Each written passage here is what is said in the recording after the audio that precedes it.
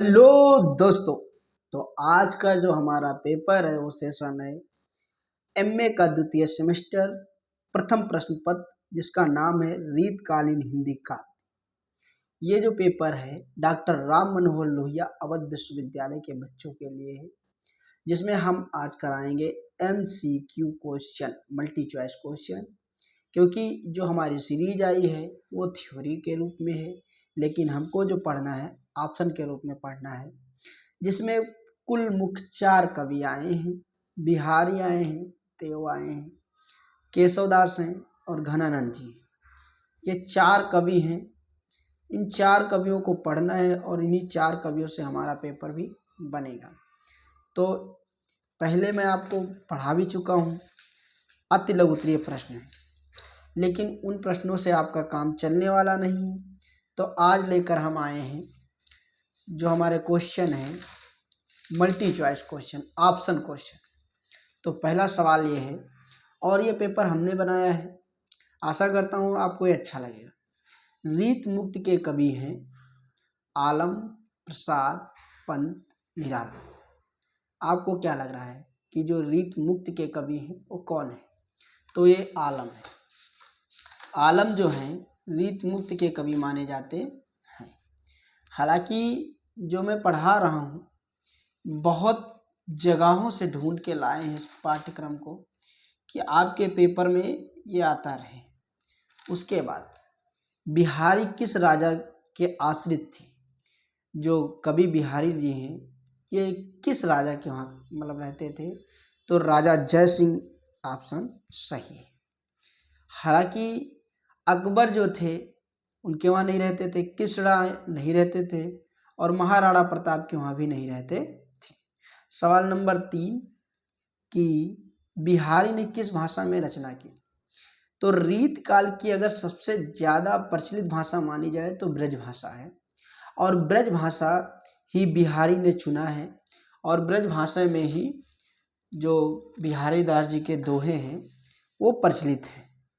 उसके बाद अगर हिंदी और उर्दू पाली भाषा तीनों दी जा रही हैं तो जो सही अर्थ होगा वो ब्रज भाषा होगा। उसके बाद प्रश्न है कि बिहारी की रचना है तो वृंद सत्साई, विक्रम सत्साई, वीर सत्साई और बिहारी सत्साई। देखिए सत्साई कई लोगों ने लिखा है, जैसे देखा जाए तो तुलसी सत्साई है, रहीम सत्साई है, मतिराम सत्साई है, रसनिध सत्साई है। तो ये सब सत्साई हैं, लेकिन जो बिहारी जी की रचना है वो बिहारी सत्साई है। सतसाई का अर्थ होता है 700 दोहों वाला एक लेख।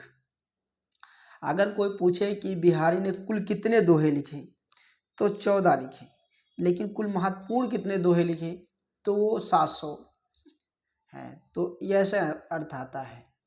फिर सवाल आता है कि बिहारी के काव्य का प्रमुख रस कौन सा है? तो ये श्रृंगार रस के कवि हैं, इस चीज़ को याद रखिएगा। हालांकि इन्होंने वियोग के बारे में भी खूब लिखा है, लेकिन जितना अच्छा इन्होंने श्रृंगार के बारे में लिखा है उतना अच्छा इन्होंने वियोग के बारे में लिखने में थोड़ा सा असमर्थ रहे, क्योंकि ये श्रृंगार के बहुत अच्छे कवि हैं। कहत नटत रीझत खिजत मिलत खिलत लजियात, भरे भवन में करत हैं नैनन से दो बात। एक कमरे में एक प्रेमी प्रेमिका दोनों बात कर रहे हैं, कोई दूसरा जान भी नहीं पा रहा है। तो ये श्रृंगार रस के कवि हैं। एक जैसे कि दोहा था इनका कि लड़का लेबे कैम सुनू मैं डिग पहुँची आए, गयो अचानक आंगुरी छाती छैल छुआए, चलन न पावत निगम मृग जग उपजो अति त्रास, कुछ उतंग गिरवर गयो मीना मैन गवास। हालांकि अगर थ्योरी का पेपर होता तो वो सब आपके पेपर में बहुत ही अनिवार्य था। जैसे कि एक इनका दोहा है, बहुत अच्छा है। इह काटे मो पाए गढ़े लीन मरत जियाए, प्रीत जनावत भीत सो मीतु जाए मितजू कढ़े आए। कहने का अर्थ है कि प्रेमिका के पैर में कांटा चुभ गया है, लेकिन प्रेमी निकाल रहा है तो उसको दर्द नहीं हो रहा और खुशी हो रही है कि मेरा प्रेमी मेरा कांटा निकाल रहा है। तो ऐसे ऐसे लिखने वाले, तो ये श्रृंगार रस के कवि थे। हालांकि वियोग रस का छुटपुट मिलता है, लेकिन श्रृंगार रस के परिपूरक कवि माने जाते हैं, जिसका सबसे महत्वपूर्ण अगर दोहा, जो सबसे प्रचलित दोहा हुआ वही हुआ, कहत नटत रीझत खिजत मिलत खिलत लजियात, भरे भुवन में करत हैं नैनन से दो बात, नैनन ही सो बात। तो ये बिहारी जी का है। फिर प्रश्न है कि बिहारी, बिहार नाम से रोला छंद, बिहारी के दोहे के भाव को किसने लिखा, पल्लवित किया। ये बहुत ही प्रश्न है, महत्वपूर्ण प्रश्न है, क्योंकि इसी प्रश्न को हम बहुत मेहनत से, बहुत समझ के लेकर के आए हैं कि बिहारी बिहार रोला छंद किसने लिखा है। तो बिहारी बिहार रोला छंद जो लिखने वाले थे वो अंबिका दत्त व्यास जी थे। ये अपने पेपर में उतार लीजिएगा, अंबिका दत्त व्यास जी जो हैं उन्होंने लिखा है। तो ये आंसर नंबर जो डी है ये सही है। फिर सवाल है कि ब्रज भाषा का स्वर्ण काल किसे कहा जाता है। तो ब्रज भाषा का जो स्वर्ण काल है, जो सबसे ज़्यादा ब्रज भाषा में काव्य लिखे गए, वो कौन सा काल था। तो भक्ति काल, भारतेंदु काल, छायावाद काल और रीत काल। तो काल की बात की जा रही है तो पहले ही समझ जाइए कि ये रीत काल के अंतर्गत आता है। कि बिहारी नामक पुस्तक लेखक हैं, तो एक पुस्तक का नाम है बिहारी, और पूछ रहा है कि बिहारी नाम की जो पुस्तक है उसको किसने लिखा है।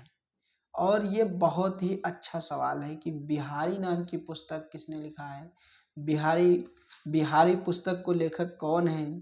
तो ये सवाल आपको बताना है कि बिहारी नाम की जो पुस्तक है उनको लिखने वाले कौन थे। तो जो हमारा ऑप्शन है अंबिका दत्त व्यास है, निराला जी हैं, और आचार्य विश्वनाथ प्रसाद मिश्र जी हैं, और पंत जी हैं। तो पंत जी तो नहीं है, निराला जी नहीं है। अब दो व्यक्ति बचे हैं, एक अंबिका दत्त बचे हैं और एक बचे हैं आचार्य विश्वनाथ प्रसाद मिश्र जी। तो ये इसका आंसर सही है, आचार्य विश्वनाथ प्रसाद जी। फिर प्रश्न नंबर 9, मैं एक सवाल को बड़ा करके पढ़ा रहा हूँ जिससे आपके लपेटे में सवाल आ जाए। तो बिहारी हिंदी साहित्य के किस काल के कवि थे। तो सिंपल सी बात है, क्योंकि रीत काल के प्रमुख कवि थे तो रीत काल सही हो जाएगा। फिर बिहारी लाल को पीयूष वर्षा मेघ की उपमा किसने की। पीयूष वर्षा, पीयूष माने समझ रहे हैं, पीयूष माने होता है अमृत। तो इनका कहने का अर्थ है किसने इनको पीयूष वर्षा कहा है, कि ये पीयूष वर्षा मेघ की उपमा किसने दी है। और ये सवाल का आंसर जैसे है तो इसमें दो तीन व्यक्तियों को आप निकाल सकते हैं कि इन्होंने नहीं कहा होगा या फिर उन्होंने नहीं कहा होगा। तो जो कहने वाले हैं वो कौन हो सकते हैं। तो अंबिका दत्त व्यास जी नहीं है, पदम सिंह नहीं है।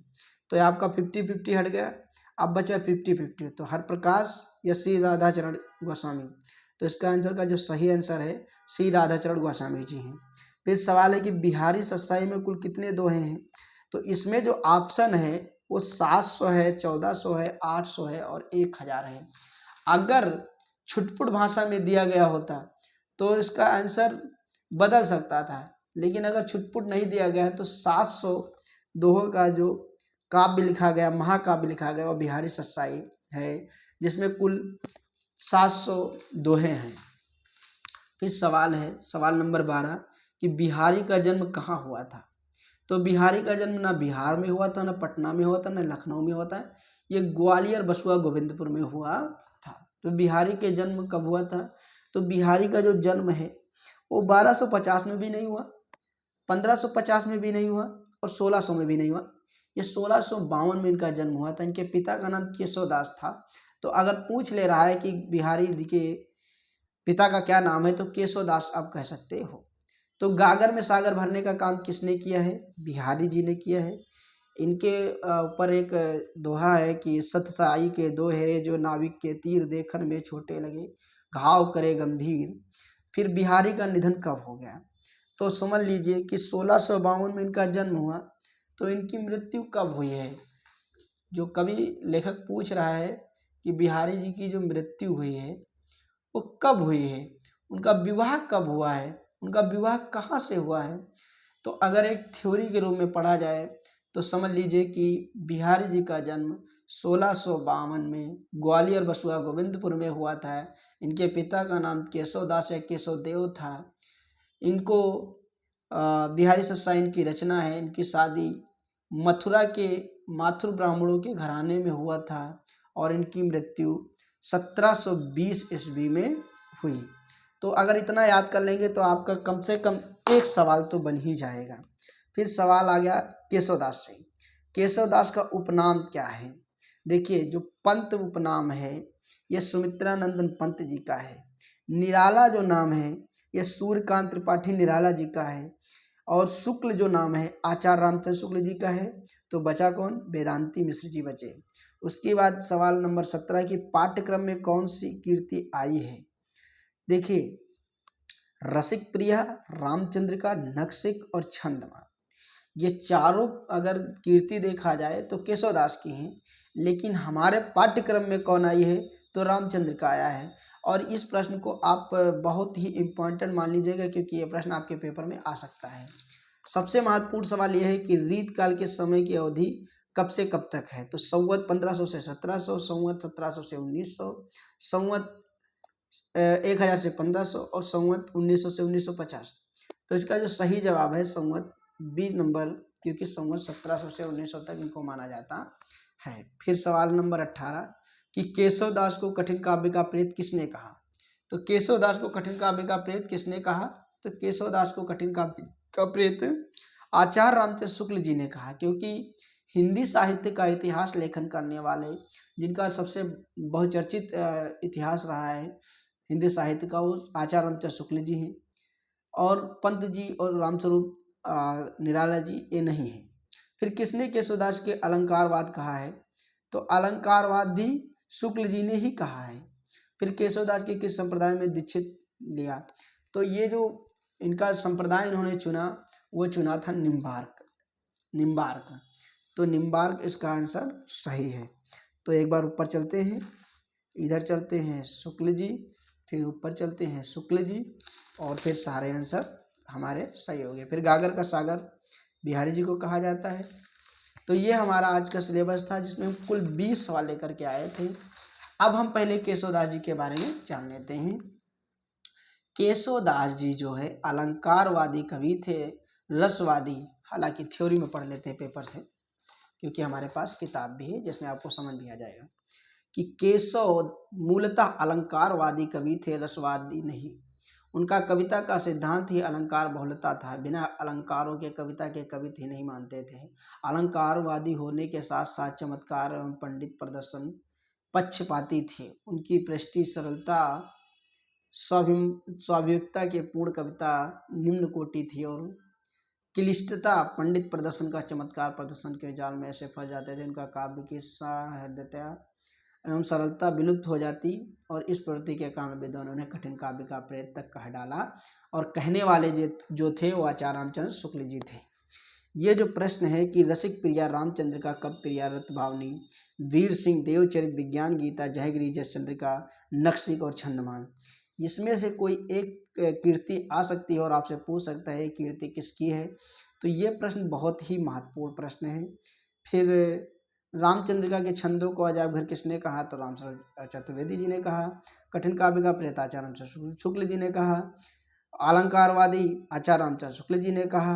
कब प्रिय किसकी शिक्षा देने के लिए की गई? तो इंद्रजीत सिंह के एक अनिष्ट प्रेम का गणिका प्रवीण राय को दिया गया। केशवदास किस संप्रदाय के दीक्षित थे? तो निम्बार्क के थे।